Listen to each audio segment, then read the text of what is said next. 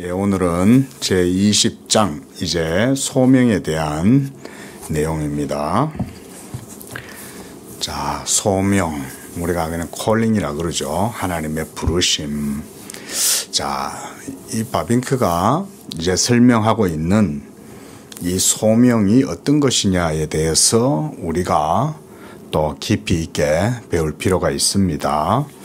말씀드렸듯이 모든 신학은 또 교리의 주제들은 다 연결되어져 있습니다.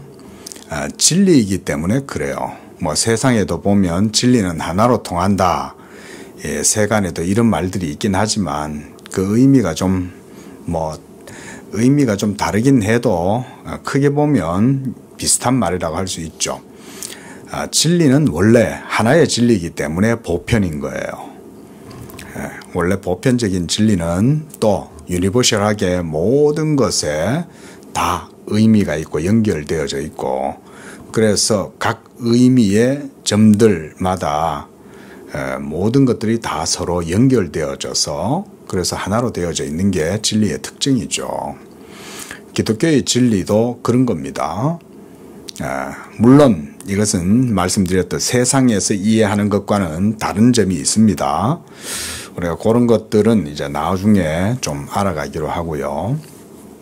어쨌든 하나님의 진리는 하나님의 말씀의 역사로 이루어지는 것이기 때문에 모든 그 안에 있는 교리적 주제와 또 그 의미들이 상호 전부 다 연결되어져 있습니다. 그래서 어느 것 하나도 빠뜨릴 수가 없습니다. 만약 어느 게 하나가 빠지면 전체가 다 깨어집니다. 그런 게 진리입니다.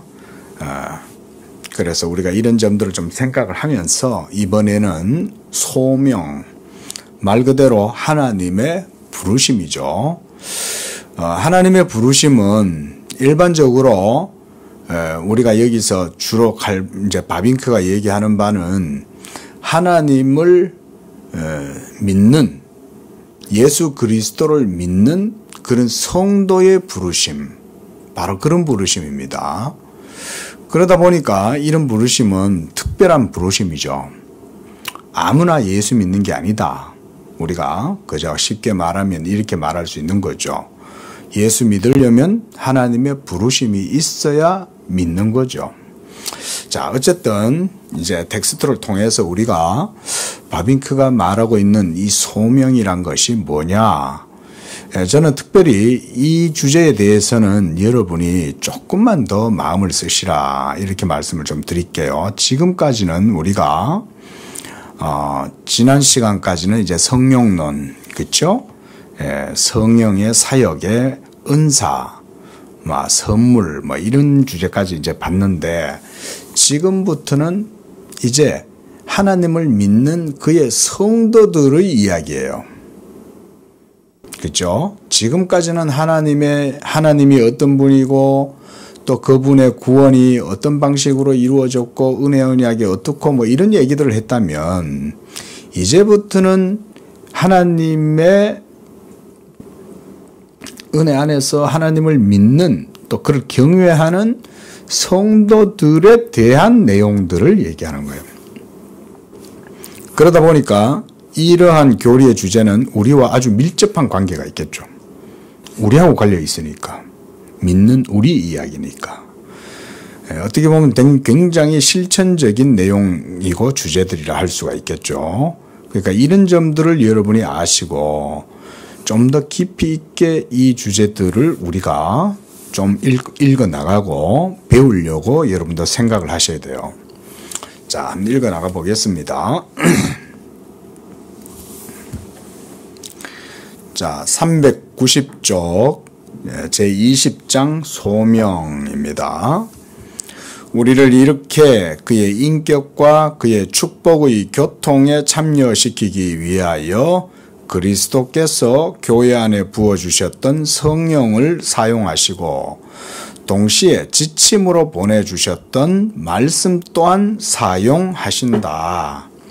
이 두 가지를 그분이 결합해서 그 모두가 그의 선지자, 제사장직, 그의 왕직의 수행에 봉사토록 하셨다.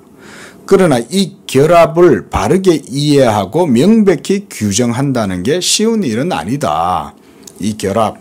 자, 주제. 먼저 이어서 이제 바빙크가 주제를 벌써 얘기를 했어요. 말씀과 성령 이것입니다. 이 주제를 벌써 여기에 던졌습니다. 그래서 첫 번째 줄에 보면 그의 인격과 그의 인격이란 누구의 인격이에요? 예수 그리스도시죠. 그죠? 그리스도의 인격 이러면 우리가 지금까지 봤습니다. 그렇죠? 또 그리스도의 인격과 사역에 대해서 봤죠. 그리스도의 인격에는 우리가 신성과 인성이 있고, 그렇죠? 또 신분에 있어서는 낮아지심의 신분과 높아지심의 신분. 그래서 지상에서의 사역, 천상에서의 사역 이런 형식으로 이제 바빙크가 설명하는 것을 우리가 따라왔어요.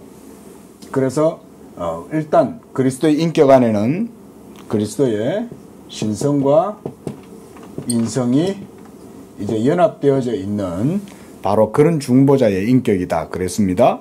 그리고 그가 이런 인격으로서 이제 지상에서의 사역과 또 승천하신 이후 천상에서의 사역을 얘기했어요. 그리고 이런 지상과 천상에서의 이런 모든 사역이 이제는 우리에게 성령을 통해서 적용되죠. 그렇죠? 여기에서 이제 성령의 은사, 선물이라는 개념을 바빙크가 이 그리스도론과 연결해서 설명한 거죠. 그죠? 예수님은 객관적 의를 성취했고 성령은 주관적 적용을 우리에게 그 효력을 우리에게 불러일으키셨다. 뭐 이런 건 바빙크뿐만 아니라 우리 개혁 신학자들의 기본적이고 핵심적인 내용이에요. 자, 그러다 보니까 그 모든 중심에 결국 뭐가 있어요? 말씀과 성령, 이 두 축이 있는 거죠. 그죠? 말씀은 말씀드렸듯 이 모든 게 다 말씀이에요. 예수님의 인격도 말씀이고 예수님의 사역도 우리에게는 말씀이에요. 구약시대 때는 율법의 형태로만 하나님의 말씀을 율법의 형태로만 제시했지만 이제 성육신하신 그리스도께서 나시고 또 사시고 행하시고 또 이루시고 그 모든 사역들, 이 그리스도의 사역이죠. 이 그리스도의 사역 그리고 그의 인격이 우리의 영혼의 생명을 위한 자양분, 매트리어가 된다. 이 매트리어가. 그래서 우리가 그걸 재료다 이런 말도 쓰지만 매터, 재료라는 말도 쓰지만 우리가 진료라는 말을 씁니다. 신학에서는 진료다. 그리스도가 바로 우리 영혼의 구속이 되시고 우리의 의가 되고 우리의 거룩함이 되시기 위해서 그가 이런 하나님 앞에서 진료가 되어주셨다. 바로 그것이 말씀이다. 그리고 성령은 이 진료를 가지고 우리에게서 생명을 일으키시고 죽은 우리의 영혼을 거듭나게 하고 회심케 하고 그래서 진리의 효력이 우리 안에서 일어나게 하고 이런 일들을 성령이 하신다. 그게 바로 효과와 적용이다. 우리가 이런 말을 했습니다. 그렇죠? 성령의 효력 그리고 적용하시는 그런 사역들을 하셨다. 그러니까 지금 바빙크는 소명을 얘기하면서 먼저 이걸 언급하고 있는 이유가 있는 거예요. 우리의 모든 소명의 작용 속에서 소명의 모든 역사 속에서 일어나는 그 모든 것의 원천은 말씀과 성령에 의해서 이루어지는 거다. 그 말을 하려고 그러는 거예요. 자, 그래서 말씀과 성령과의 관계에 대해 전혀 다양한 사상을 형성하였고 오늘까지도 계속 이런 다양한 관념들이 서로 병존해 왔다. 말씀과 성령에 대한 이런 신학적 이해가 다양한 견해들로 엇갈리고 그게 병존해 왔다는 거예요. 첫째로 그 두 번째 문단에서는 펠라기우스에 대한 내용입니다. 말씀의 설교는 그 자체로 충분하다고 생각하고 성령의 사역에 대해서 잘못 이해한 사람들도 있었다. 그가 바로 펠라기우스였다. 이 얘기요. 자, 펠라기우스의 오류는 뭐냐? 그 밑에 줄 보세요. 기독교를 다만 하나의 교조로 생각하고 그리스도 안에서만 고양된 모습을 보고 복음을 단지 새로운 율법으로 만들어버린 게 바로 이런 오류였다는 거예요. 자, 거기서 또 세 줄 내려가서 성령에 중생시키시는 사역이 그러므로 더 이상 필요하지 않다고 느끼는 거예요. 그래서 그의 신성과 인성이 부정되고 공격받았다. 그들은 성령이 아버지로부터 특별히 더 예수님의 인격으로부터 유출되었고 교회 안에 도덕적 성향과 이상적인 의지 방향을 토로한 일종의 힘이라는 정도로 성령을 생각했다. 우리가 에네르기야, 에너지 이런 말이잖아요. 힘, 파워. 성령을 에너기야로 생각을 하는 거죠. 성령을. 그러나 이거는 명백히 잘못된 이해죠. 성령은 어떤 기운이나 파워, 에너지 이런 거 아닙니다. 또 바람 이런 거 아니에요. 그냥 묘사를 그렇게 하는 거지. 성령은 진리의 영이고 인격적인 분이에요. 성령은. 그 펠라기우스는 이제 말하자면 성령에 대한 잘못된 이해를 가지고 있었던 거죠. 물론 펠라기우스가 어거스틴과의 자유의지 논쟁뿐만 아니라 여러 가지 다른 오류들도 많이 갖고 있어요. 말했다시피 우리가 앞서 제가 말했죠. 모든 진리는 다 연결되어져 있다고. 모든 교리의 주제는요. 다 그 의미론적으로 전부 다 얼개처럼 연결되어져 있습니다. 이게 기독교 진리의 지식의 개념이에요. 그러니까 어느 것 하나가 잘못 이해되었을 때는 반드시 거기에 궐이 나요. 궐. 공백이 생겨요. 공백이 생기면 거기엔 반드시 문제가 양산돼요. 예. 자, 그 다음에 그 밑에 문단에서는 이제 광신주의자들에 대한 내용을 하죠. 광신주의자들은 역으로 성령론자들이겠죠. 그죠? 성령론자들, 신비주의자들, 은사주의자들, 여기 보면 반율법주의라고 되어 있죠. 제세례파라든가 소시니안이라든가 그 외에 다양한 반율법주의적 또는 열광주의자들, 오늘날에도 있죠. 열광주의자들. 어느 시대고 있어요. 어느 시대고. 자, 그들은 또 신비주의자라고도 하죠. 자, 그래서 두 번째 줄, 성령에 대해서 강조하고 인간의 회심에 있어서 말씀의 의미를 그들은 과소평가한다. 말씀은 그들의 생각에 그 자체가 신령한 것이 아니고 그것의 징표이고 상징에 불과한 것이고 그것은 본래 죽은 문자에 불과하고 인간의 마음을 꿰뚫지 못하며 새 생명의 원리를 심어주지 못한다고 생각했다 이 말인 거예요.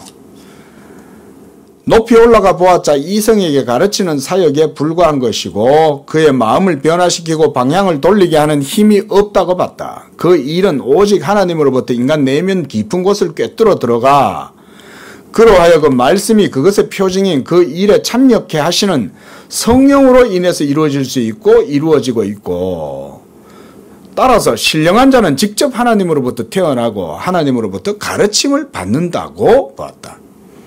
어때요? 오늘날 이런 사람들 많이 있죠.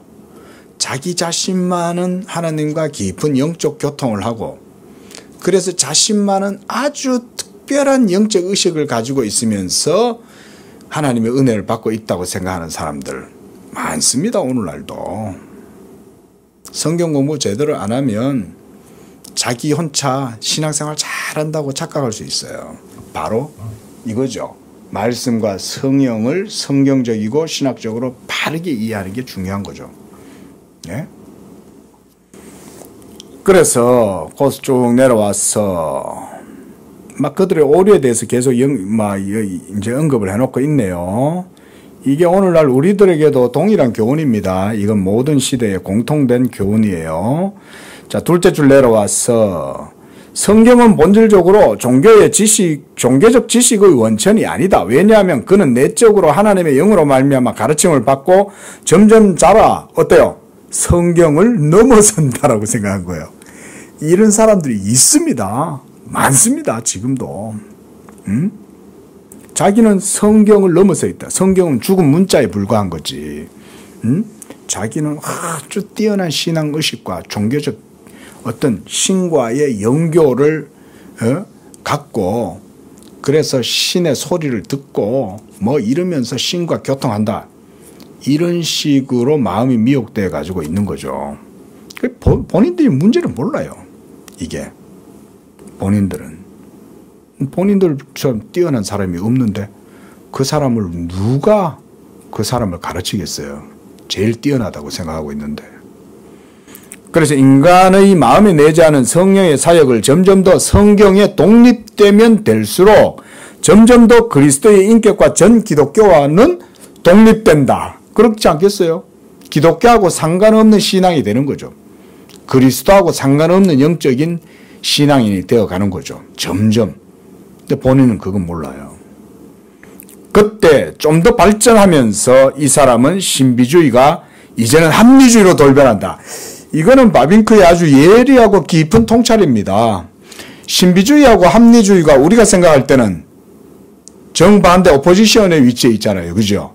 정반대잖아요. 신비주의하고 합리주의 정반대지. 같이 설 수 없지 라고 생각이 되겠지만 이런 거에서 바빙크의 예리한 통찰이 있는 거예요. 어떻게 신비주의가 합리주의로 돌변하냐 이거예요. 이해하기 쉽지 않죠. 보통 신비주의면 그 신비적인 그런 의식 속에 빠져들어가 가지고 계속 거기에서 미몽 속에 있을 것처럼 생각이 들지만 그렇지 않다는 거예요. 이게 참 놀라운 거예요. 바빙크 이런 걸 보면은. 신비주의하고 합리주의가 극과 극인데도 불구하고 서로 통한다는 거예요. 그 대표적인 예가 이제 17세기 이후 18세기 르네상스 이후에 낭만주의 시대가 도래하고 낭만주의 시대가 끝나고 난 다음에 이제 서구 유럽 쪽에는 신학의 자유주의가 불었죠. 특히 자유주의 신학이 어디서 많이 나오는지 아세요? 경건주의 운동이 많이 일어났던 독일 계통과 감리교 계통에서 신학적 자유가 생겼습니다. 감리교회, 또 독일의 경건주의, 진젠도르프라든가, 그 경건주의자들의 경건의 열망, 뭐 이런 책도 쓰고 그랬잖아요, 그 사람들이. 근데 그런 경건주의자들이 많았던 독일이 신학의 자유화가 되었다는 거예요. 그게 시사하는 바가 있는 거죠. 그런 거에서. 경건주의는 주의가 되면 안 되죠. 그죠? 경건이어야지 경건주의가 되면 안 되는 거예요. 왜냐하면 경건주의는 지식에 근거한 게 아니라 종교적 감정이나 종교적 의식이나 경험이나 체험이나 이런 게 상대적으로 많이 강조되거든요. 그러나 우리의 경건은 하나님의 말씀 위에 서야 경건이죠. 그렇죠? 그러니까 경건주의는 위험한 거예요. 오늘날에도 마찬가지로 뭐 그런 기도들 그 관상기도 뭐 이런 거 있잖아요. 큐티도 마찬가지입니다. 큐티 하는 사람을 보면 얼마나 거룩해 보입니까? 근데 큐티를 하는데 어디에 빠져들어가냐? 의식 세계 속에 빠져들어가는 거예요. 큐티를 하는데. 말씀 속에 들어가는 게 아니라 말씀을 통해서 말씀을 통하여 말씀하시는 하나님을 듣고 이렇게 나아가는 게 아니라 자기 의식 속으로 빠져들어가요. 관상기도도 그런 맥락 가운데 하나이고 그러다 보니까 신비주의 속에 들어가겠죠.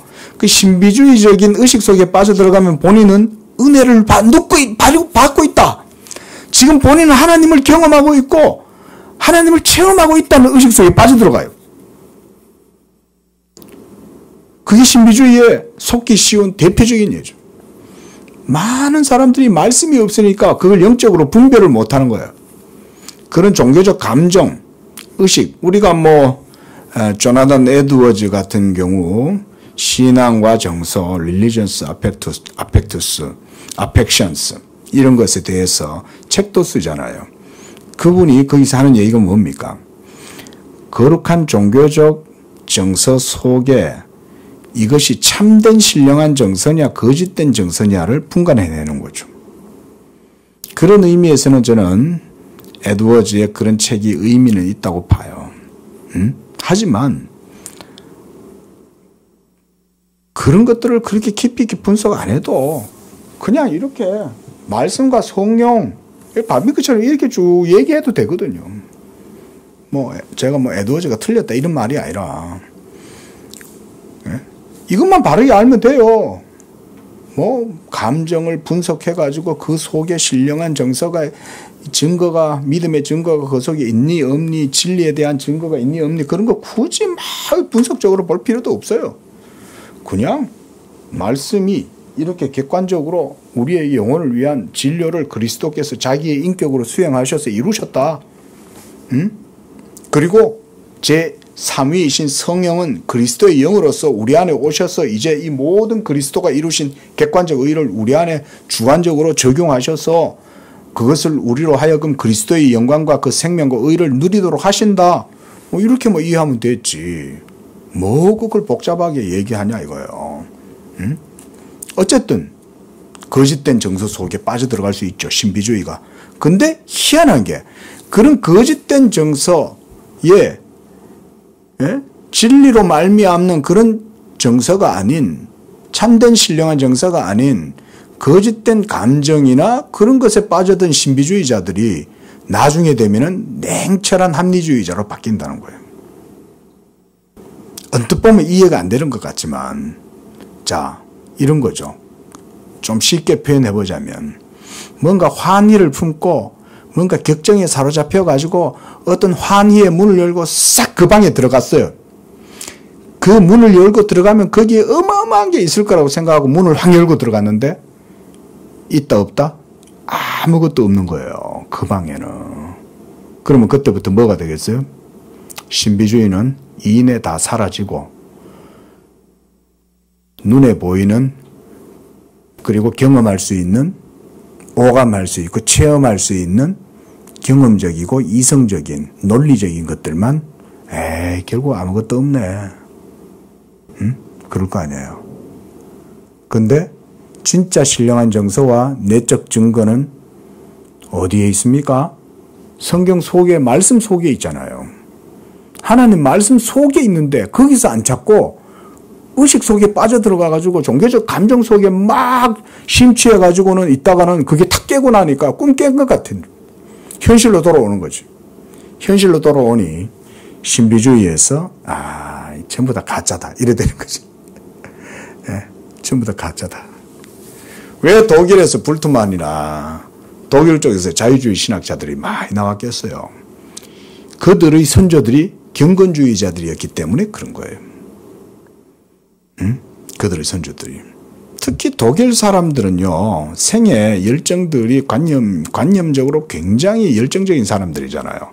그러니까, 철학자들도 보면 독일 철학자들, 헤겔이라든가, 또 대부분 독일 사람들이잖아요. 그 변증법 같은 거. 그런 철학들이 독일에서 일어날 수 있었다는 것도 전혀 의미가 없는 게 아니죠. 다 이유가 있는 거죠. 자, 어쨌든 이렇게 고문단 제일 밑에도 한번 보세요. 그러니까 거기서도 이렇게 해놨어요. 방금 읽었던 그 문단 밑에서 두 번째 줄 보면 신비주의는 항상 합리주의로 진행하고 합리주의는 점점 신비주의로 전락한다. 그러니까 극과 극은 어때요? 서로 다른 것 같지만 사실은 통한다 이 말인 거예요. 예? 그런 거 있잖아요. 제가 어릴 적에는 제가 아는 고향의 어른들, 성리학, 유교 이런 거 따르던 분들이요. 시간이 지나가지고 나중에 되니까요. 미신에 신봉하는 거예요. 성리학 유교에서는 불교를 이단이라고 하고 불교의 그런 신앙을 굉장히 천박하게 여긴단 말이에요.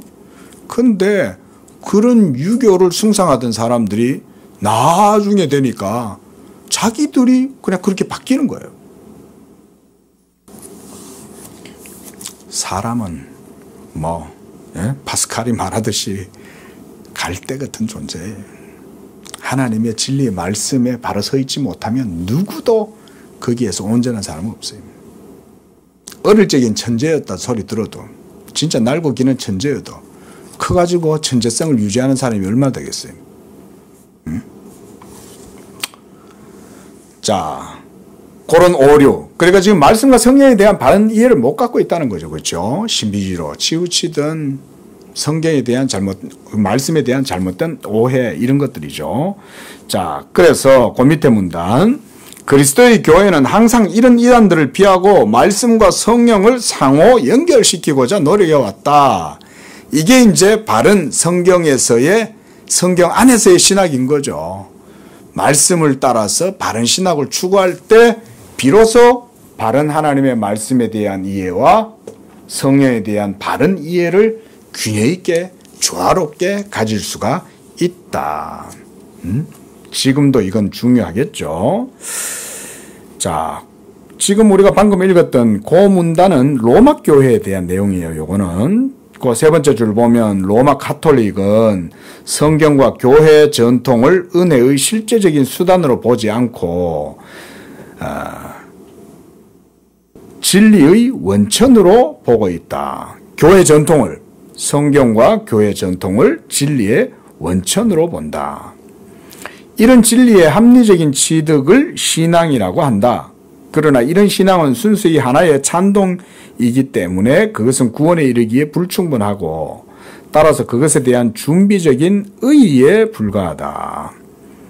또 그 제일 밑에 줄 성례의 수단을 통하여 신자들에게 전달되는 초자연적 은혜와 덕과 선물들 가운데에서 찾는다. 이게 로마 교회라는 거예요. 그 로마 교회는 성례를 굉장히 중요하게 여기죠. 이런 게 모두 다 신학적 이해에서 기인하는 거예요. 잘못된 신학적 이해가 성례가 그래서 은혜와 덕을 누리도록 하는 수단이 된다고 이렇게 로마 교회는 보는 거죠. 자, 그러나 제일 밑에 줄 이거는 이제 종교개혁 당시의 이해입니다. 성령의 구원의 사역을 말씀으로부터 분리하고 성례와만 결합하려고 하는 이러한 로마 교회의 노력에 반대해서 종교개혁이 일어났다. 종교개혁은 전통을 제외하고 성경을 진리의 유일하고 명백하고 충분한 원천으로 회복시켰고 그것을 은혜의 수단으로서 다시 받들게 하였고 성례의 자리를 제대로 회복시켰다는 거죠. 성례의 자리를 어디에다 주었어요? 말씀에 주었다. 말씀 없이도 성례 자체만으로도 권위가 있다. 뭔가 은혜를 줄 수 있다라고 생각한 게 로마 교회라면 종교개혁은 성례가 단지 표징이고 그것은 상징이고 이런 의미를 바르게 회복시킨 거죠. 종교개혁 신학이.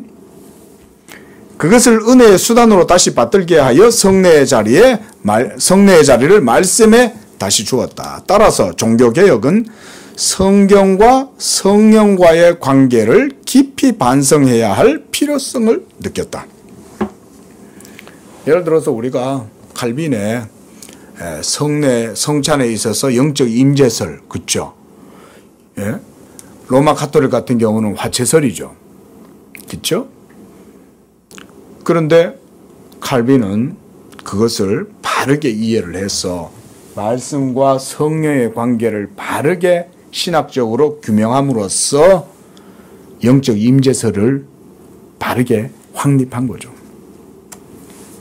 자, 그 밑에도 보면 또 여러 이단들이 있죠. 더군다나 이런 작업을 해야 했던 이유는 사방에서 이단들이 다시 일어났고 그것에 강력한 옹호자들이 일어났기 때문이다. 세르베투스라든가 별의별 이단자들이 많이 있었어요. 예? 칼빈 당시 때도. 그래서 칼빈이 그 이단자들을 향해 가지고 논박하는 논박 글들도 많습니다. 그 소시니안, 이 소시니안파가 복음을 새로운 율법으로 생각했고 성령의 특별 사역을 더 이상 필요로 하지 않았던 아리우스나 펠라기우스 교리에 다시 돌아간 반면 또 제세례파들은 신비주의의 전철을 다시 밟아서 내적 말씀을 찬양하였고, 내적 말씀이란 계시를 얘기하는 거예요. 주관적 계시 이런 거. 그리고 성경을 하나의 죽은 문자로 공허한 상징으로 뒤바꿔버렸다. 그러니까 로마 교회뿐만 아니라 종교개혁 당시 때에 종교개혁자들의 적은 로마 교회만 있었던 게 아닌 거예요. 개신교권 내에서도 소시니안파들과 또 제세례파들과 이런 사람들과 교리적 논쟁을 계속 해야만 했어요. 그 다음 문단에는 루터파에 대한 내용이에요. 이때 바른 길을 찾기 위해 많은 노력들이 소모되었다. 루터파와 개혁파도 이 점에 있어서 급격히 서로 빗나갔다. 서로 맞지 않았다는 거예요. 루터파도. 루터파의 신학이 참 어떻게 보면 경건주의의 영향도 루터의 영향이 있다. 저는 개인적으로는 그냥 그렇게 생각해요. 제가 뭐 역사신학자는 아니고 하지만 루터의 신학에 벌써 그런 배아가 보여요. 루터의 신학 속에 벌써 그의 십자가 신학이라든가 이신칭의 이해 자체에도 벌써 개혁파하고 많이 틀려요. 벌써. 물론 종교개혁이 루터에 의해서 시작이 되었고 또 루터의 이신칭의에 대한 이신득구에 대한 그런 이해가 로마 교회를 향해서 이렇게 대항하고 이러면서 프로테스탄트 운동을 일으킨 시발점이 되었다 할지라도 벌써 루터의 이해 속에 그 맹아가 그 속에 있어요. 그리고 그런 루터의 그런 영향 아래 있었던 독일 쪽에서 경건주의가 일어나면서 그 맥락 속에서 계속해서 그런 일들이 이루어졌다. 이렇게 봐도 저는 무관하지 않다고 봅니다. 개인적으로는. 자, 그래서 두 번째 줄. 루터파는 말씀과 성령을 너무 밀접히 연결시켜 그들 사이를 동일시하는 위험까지 이르렀고 그들 사이의 구별을 완전히 잃어버렸다. 우리는 그러나 그렇지 않습니다. 말씀 이러면 이거죠. 성령은 어때요? 성령은 또한 삼위이시면서도 그리스도의 영으로서 오셔서 그리스도가 이루신 이 모든 은사들을 우리에게 풀이 누릴 수 있도록 그쵸 해주죠. 이런 구별들이 있잖아요. 그 위격 간의 구별이 있죠. 사역에 있어서도. 그런 게 없는 거예요. 어떻게 보면 좀 쉽게 말하면 성경에 대한 신학적 깊은 이해가 없었다. 그냥 이렇게 이해해도 되는 거죠. 그들은 성령의 구원적 사역은 말씀 안에 제한시켜 말씀을 통해서만 인간 속에 들어올 수 있다는 견해까지 이르렀다. 성경이 성령으로 말미암아 존립하게 된 이래 성령께서 회심에 이르게 하는 그의 능력을 그의 말씀 안에 기탁하여 마치 항아리 안에서처럼 그 안에 쉬고 있다는 것이다. 그 밑에 줄. 성경도 이를 존립케 하신 성령으로 말미암아 내재적이고 영적인 능력을 받았기 때문에 사람을 구원시킬 수 있다. 따라서 이성을 가르치고 의지의 방향을 정해주는 도덕적 역사를 성경에 돌리는 것은 물론 성경은 성령의 거하심으로 말미암아 내적으로 마음을 새롭게 하는 구원의 능력을 가지고 있다.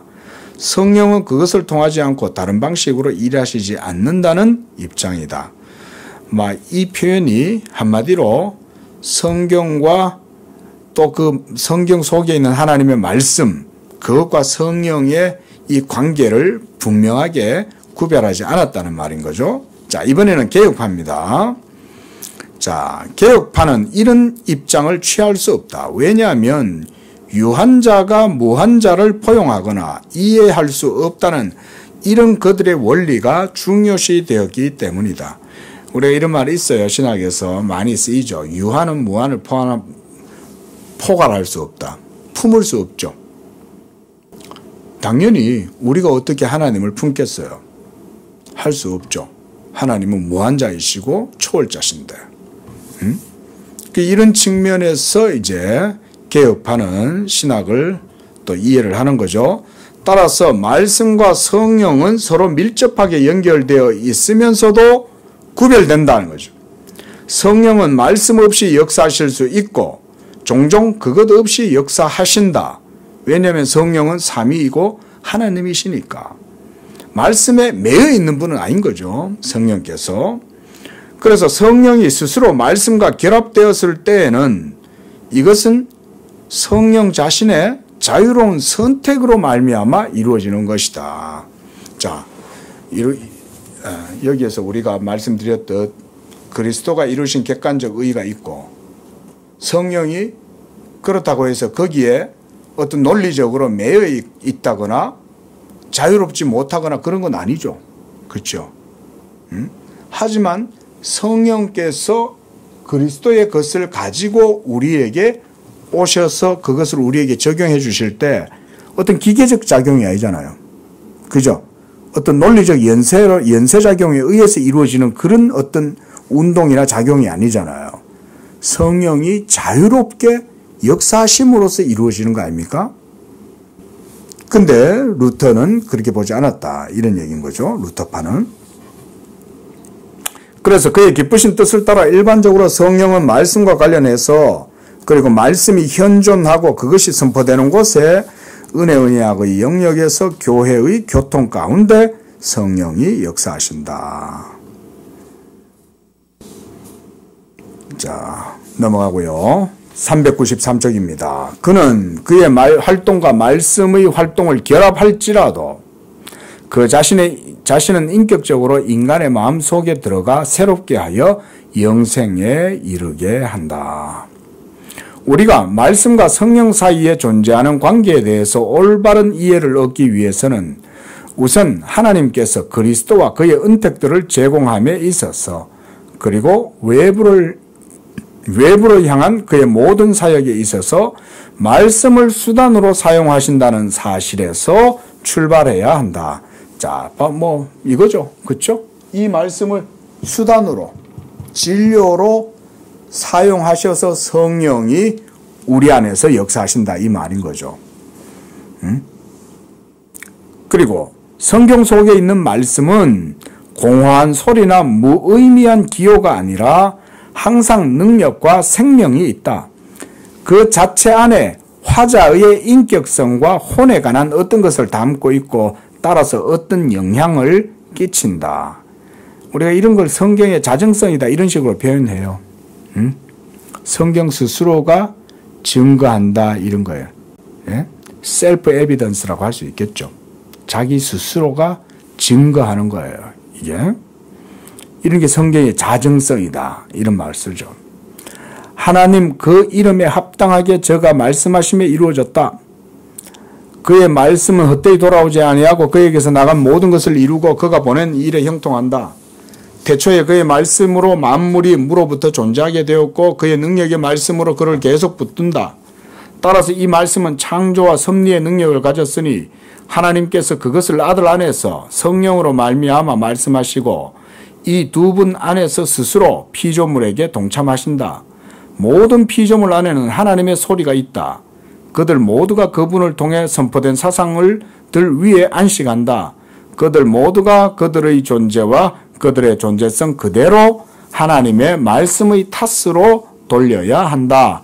자, 바빙크가 여기서부터 이제 얘기하는 바가 뭐냐면 하나님의 말씀과 성령을 구별하고, 그렇죠? 그 구별해야 된다는 거예요.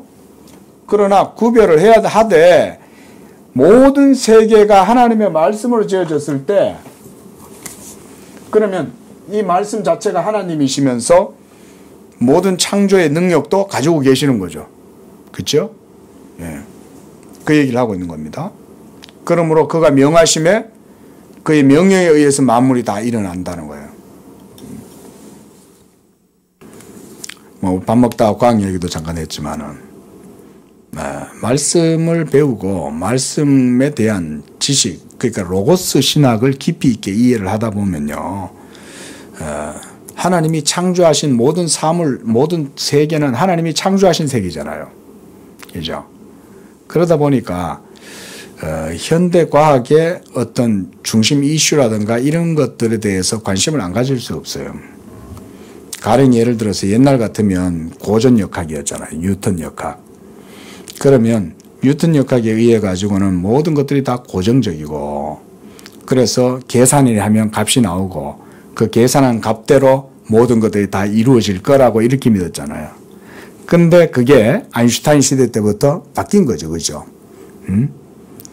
양자역학이라고 하는 것이 나오면서 더 이상 세계를 그런 식으로 고정적인 세계, 모든 것들은 다 고전역학적으로 이루어지는 것만은 아니다 라고 이제 이해를 하게 된 거죠. 근데 그렇게 되면 모든 세계가 더 불확실해지는 거예요. 이해하기가 더 어려워지는 거예요. 그래서 저번에도 우리가 제가 물리적인 지식도 제대로 안 갖고 있는데 그냥 주워 들은 거 갖고 이제 여러분한테 말씀을 드렸지만, 어쨌든 지금 이제 양자과학이 엄청나게 지금 이제 발전하고 있지 않습니까? 구글이든 아마존이든 IBM이든 세계 굴지의 그런 컴퓨터 회사들이 지금 양자 컴퓨터를 지금 막 개발하는데 엄청난 지금 경쟁 시대에 돌입했죠. 누가 더 대단한 컴퓨터를 만드냐, 여기에 지금 사활이 걸린 거예요. 예? 챗 GPT가 나오고 나가지고 구글에서 발칵 뒤집혔대잖아요. 구글 매출이 다 떨어지죠. 구글이 챗 GPT한테 엄청난 충격을 받은 거죠. 그러니까 구글도 빨리 또 양자 컴퓨터도 내놓고 또 자기들 나름대로 또 AI 생성형 인공지능을 또 만들어내고 막 지금 무한 경쟁이에요. 지금이. 예? 근데 그런 세계가 점점점 과학이 발전하고 드러나면 드러날수록, 그러면 성경에서 하나님이 모든 세계를 창조하시고 자기 말씀으로 창조하셨다라고 하는 사실이 그러면 감소되냐? 그렇지 않아요. 놀라운 건 과학이 발전해서 사물에, 요즘은 원자까지 사진 찍잖아요. 원자까지. 아니 눈에도 보이지 않는 그런 바이러스보다 더 작은 거를 갖다 사진을 찍는다. 사진을. 그것도 영상으로 촬영을 하는 거죠. 이런 시대인 거예요, 지금은. 예? 그걸 보는 순간 조작할 수 있죠, 인간은. 그게 보이면 조작할 수 있어요, 인간은. 근데 또 그 속을 또 들여다보면 뭐가 있냐? 몰라요. 그거를. 모르는 거예요. 예? 그 양자역학 한 사람들은 그런 데잖아요. 양자역학을 제대로 이해하는 사람은 세상에 한 사람도 없다. 그 과학계에 있는 사람들은 다 그걸 이제 정설로 받아들이죠. 그러니까 모른다는 말 안 해요. 예? 알 수 없다는 거예요. 알 수 없다. 우리는 이걸 알 수 없다. 왜 이런지 모른다. 그냥 현상만 있는 거예요. 현상만. 근데 성경은 뭐라 그래요? 여호와가 명하심에 이루어졌다. 분명한 이유가 있죠. 하나님이 명령했으니까 그 신적 능력이 작용함으로 이루어졌다. 이렇게 하면 그게 과학적으로 어떻게 해서 그러냐에 대한 이해는 제공을 안 해줄지라도 분명한 이해는, 타당한 이해는 제공해 주잖아. 신의 역사로 해서 이루어지는 거 아니냐. 응? 그러니까 우리가 말씀의 신앙을 추구한다는 게 과학적 이해를 추구하지 않는 게 아니에요. 원래 말씀에 대한 신앙이 바르게 세워지면 창조 세계에서 역사하시는 하나님의 말씀에 대한 이해도 사실 거기 같이 묻어가는 거예요. 예? 이것이 왜 이러냐? 말씀이 그렇게 만들었으니 그런 거지. 응? 성경에서 하나님이 명하심에 그 로고스는 볼 수 없죠. 그죠? 로고스 그 자체는 하나님의 말씀 그 자체니까 이건 볼 수 없죠. 거기서. 하지만 말씀이 명하시고 그 명령에 의해서 작용이 일어나고 그것에 의해서 모든 세계가 한 목적적으로 아름답게, 예? 모든 것들이 다 복잡계 속에 있어도 혼돈 속에 있는 것 같지만 혼돈이 아니라는 거죠.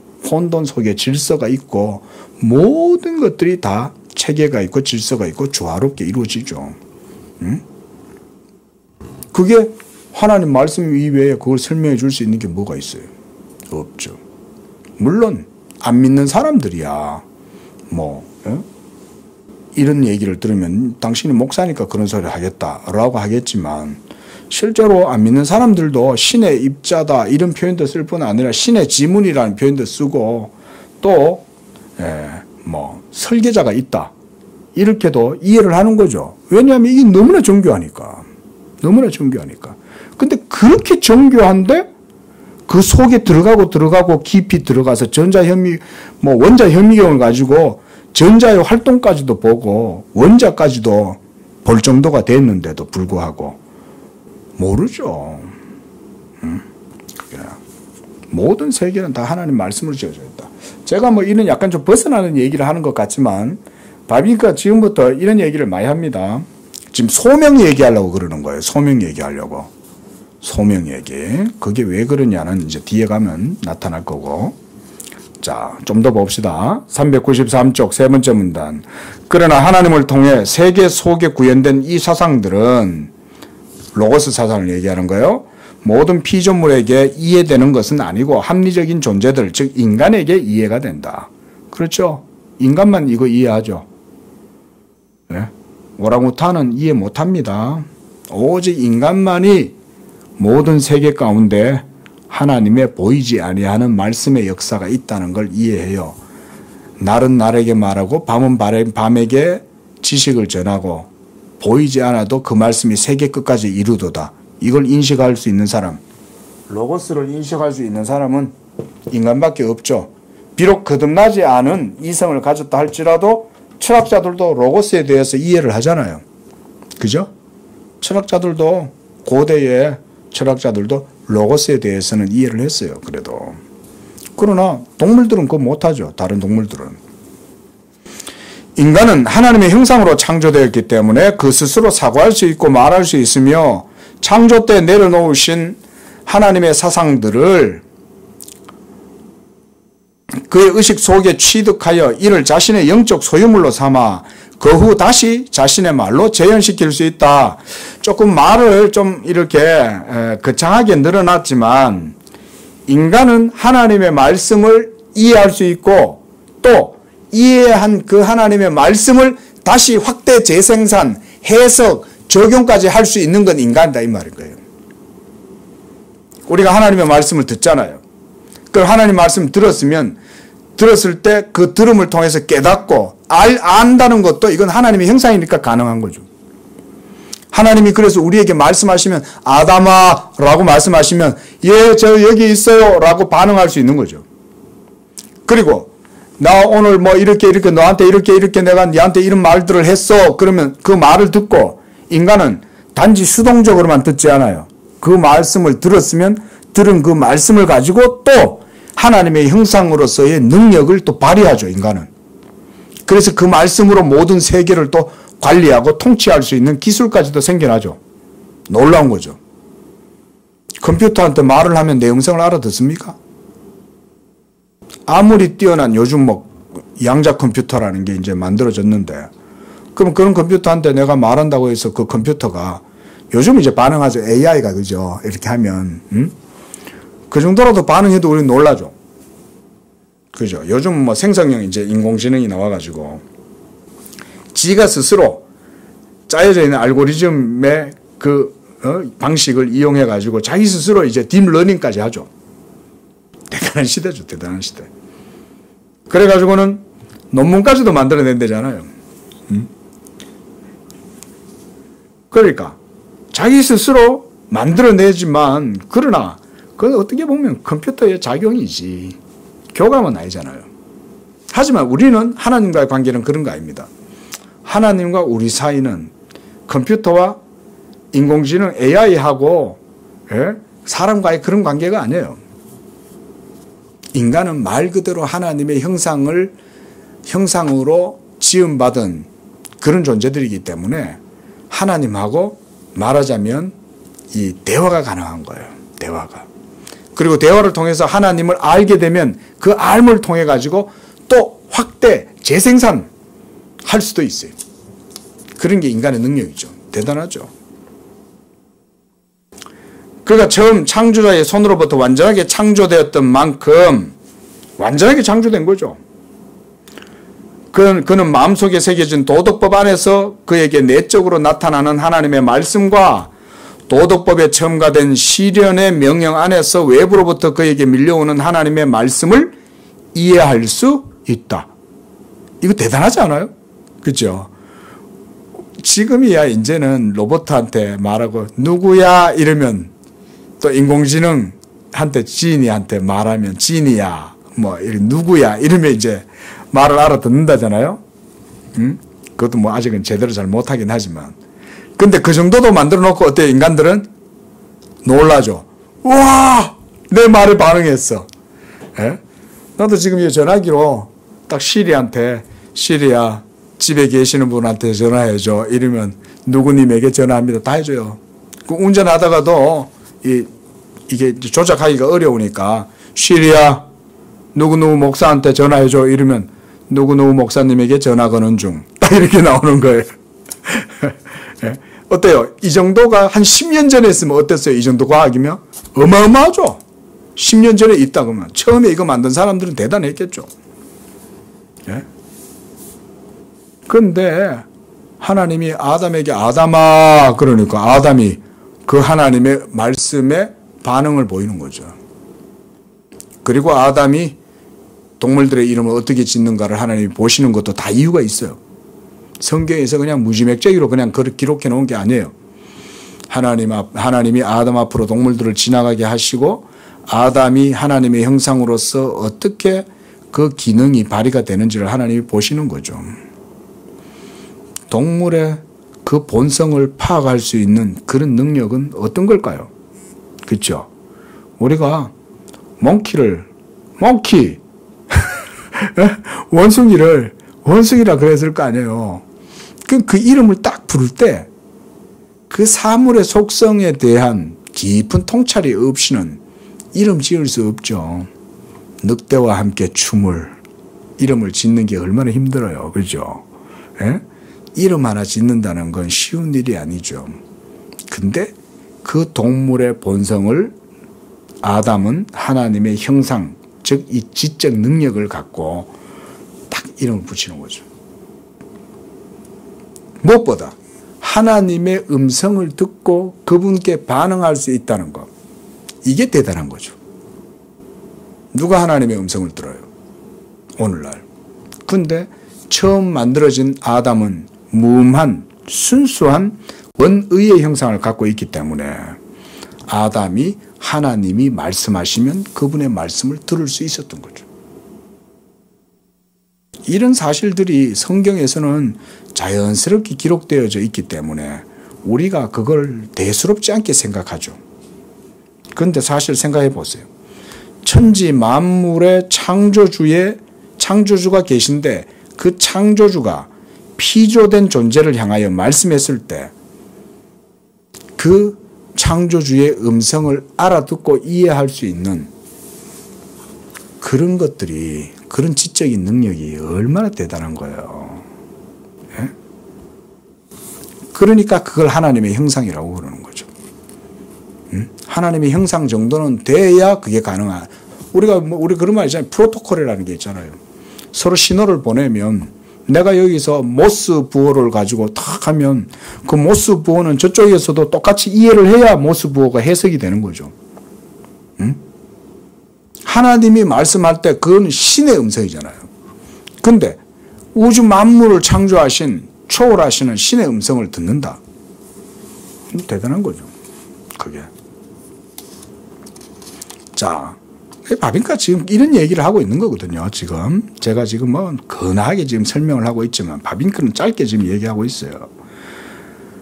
그리고 그와 언약의 상태에 들어가셨고 그와의 교통회로 끌어올리시며 그가 의식적이고 자발적으로 그분의 길을 따라 거동할 것을 요구하셨다. 이게 바로 이제 최초의 언약의 계명이죠. 도덕법은 하나님께서 새로운 피조물과 맺으신 근원적인 언약 관계의 내용이요, 선표요, 규칙이요, 규범이다. 예, 이건 뭐 사실 제가 좀 할 말은 많지만 그냥 넘어가겠습니다. 그냥 간단하게 이렇게만 얘기를 드릴게요. 최초에 하나님께서 아담에게 명령하신 계명은 뭐였습니까? 선악과 계명 먹지 마라. 이거 하나였어요. 그런데 너무나 단순한 것 같지만 그 하나의 계명 안에 하나님의 말씀의 모든 규범이 그 속에 다 들어가 있는 거예요. 놀랍죠? 어떻게 그 하나의 계명 10가지도 아니고 모세는 우리에게 10가지의 계명을 주었지만 어떻게 선악과를 먹지 말라고 하신 그 하나의 계명 속에 그 모든 게 다 들어갈 수 있냐? 하나님은 아담과 충분히 그렇게 하실 수 있었던 거예요. 그러니까 하나만 있어도 되는 거예요. 여러 개가 필요 없어요. 오직 하나님이 명령한 것, 그것으로 모든 도덕법이 피조물과 맺으신 근원적 언약 관계의 내용이 되고 그것이 선포가 되고 규칙이 되고 규범이 되는 거예요. 그게. 그 창세기 1장, 2장, 3장은 어마어마한 내용인 거예요. 원래. 그 속에는. 너무 우리가 쉽게 보니까 그렇지. 자, 그래서 그 다음 문단까지만 봅시다. 인간은 고의적인 불순종으로 그 언약을 파기했고 하나님의 율법을 보존하고 영생을 얻을 영적인 능력을 스스로 박탈했다. 그러나 하나님은 그 스스로 자기 편에서 창조로부터 퇴각하지 않으셨고 그의 손이 전적으로 인간으로부터 철수하신 것은 아니었다. 비록 이방인에 대하여 하나님께서 이스라엘과 구별하여 그들 자신의 길로 가도록 내버려 두셨을지라도 그분은 그의 영원하신 신성을 그들에게 분명히 보여 알게 하셨고 그가 그들에게 자신을 증거하지 아니하신 것이 아니니 그 말입니다. 저희의 연대를 정하시며 거주의 경계를 정하셨고 그가 주를 혹은 더듬어 찾아서 발견케 하려 하심이었다. 자, 이제 이런 게 아직 이제 본론은 안 들어갔어요. 사실 오늘 제가 저도 너무 말을 좀 많이 했고, 근데 지금 이제 소명이죠. 소명인데 이제 하나님의 일반적 소명에 대해서 지금 박미가 설명하는데 하나님이 계시다는 사실을 우리가 인지할 수 있죠. 안 믿는 사람들도 지금 방금 우리가 읽었던 문장이 그거잖아요. 혹 더듬어 찾아 발견케 하려 하심이고 저희들이 부정할 수 없고 핑계할 수 없다. 하나님이 그들 속에 믿을 만한 증거를 다 주셨다. 그러므로 저희가 핑계치 못한다. 이런 것들이 모두 다 그런 의식이 어디서 나오겠어요?